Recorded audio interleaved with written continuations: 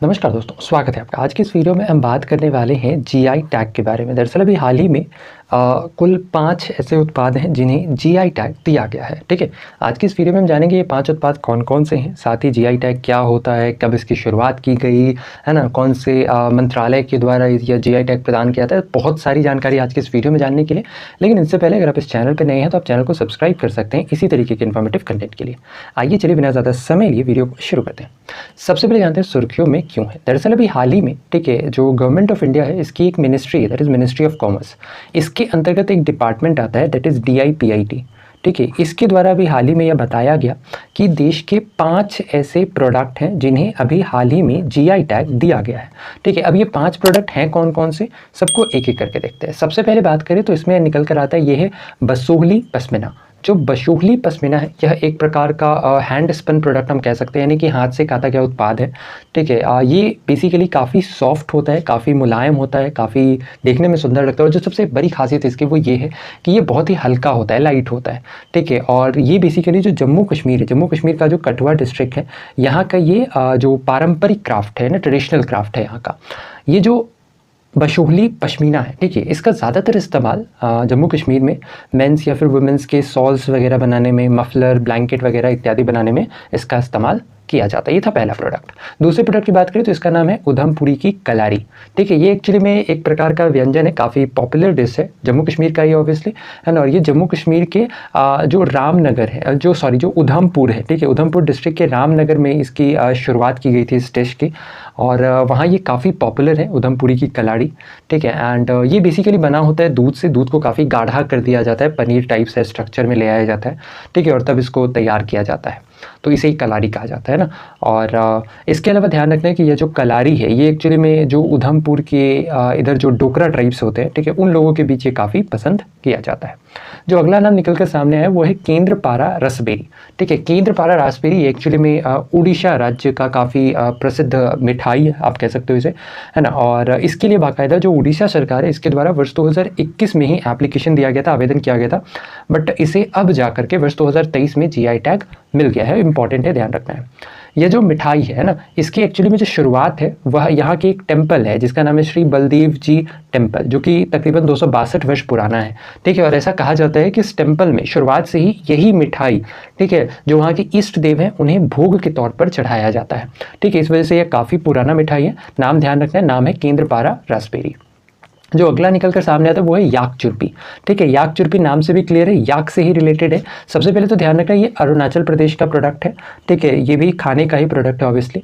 और ये जो याक चुरपी है एक प्रकार का पनीर होता है। ठीक है, बस डिफरेंस मेनली इसमें क्या है ना कि ये याक के मिल्क से तैयार किया जाता है। ठीक है, इसलिए इसका नाम याक चुरपी रखा गया। और ये एक विशेष प्रकार का याक होता है जो कि खासतौर पर अरुणाचल प्रदेश का जो वेस्ट कामेंग इलाका और जो तमांग वाला इलाका है वहाँ पर ये खासतौर पर पाया जाता है। ठीक है, और साथ ही ये जो याक चुरपी है ये एक्चुअली में अरुणाचल प्रदेश के कई सारे जो ट्राइबल कम्युनिटीज़ हैं, ठीक है, उनका मुख्य भोजन भी है। अच्छा, साथ ही ध्यान रखना अभी हाल ही में अरुणाचल प्रदेश के 2 और ऐसे प्रोडक्ट हैं जिन्हें जीआई टैग दिया गया है।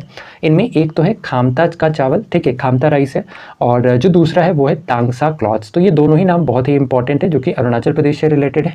ठीक है, खामता राइस और तांगसा क्लॉथ। ठीक है, तो इन दोनों ही का भी हाल ही में जीआई टैग दिया गया है।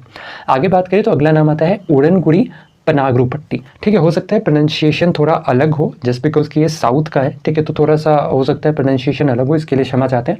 बट जो यहाँ पर नाम निकल कर आ रहा है वो है उड़ानगुड़ी पनागरू पट्टी।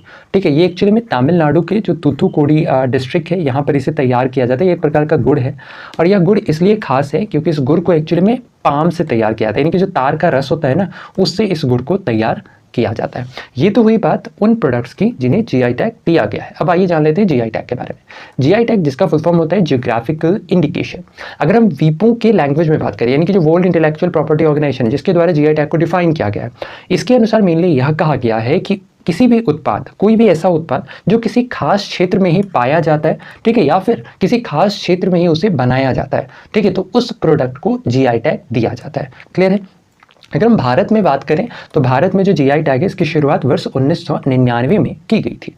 भारत में the registration and protection act के तहत जीआई टैग को इंट्रोड्यूस किया गया था, और जो पहला प्रोडक्ट जिसे जीआई टैग दिया गया इसका नाम था दार्जिलिंग का चाय, दार्जिलिंग की चाय को जो जीआई टैग दिया गया था, एक्चुअली में पहला प्रोडक्ट था जिसे जीआई टैग भारत में दिया गया था। अच्छा, किसी भी प्रोडक्ट को जब जीआई टैग दिया जाता है तो ध्यान रखना उसकी जो वैधता होती है वह कुल 10 वर्षों की होती है।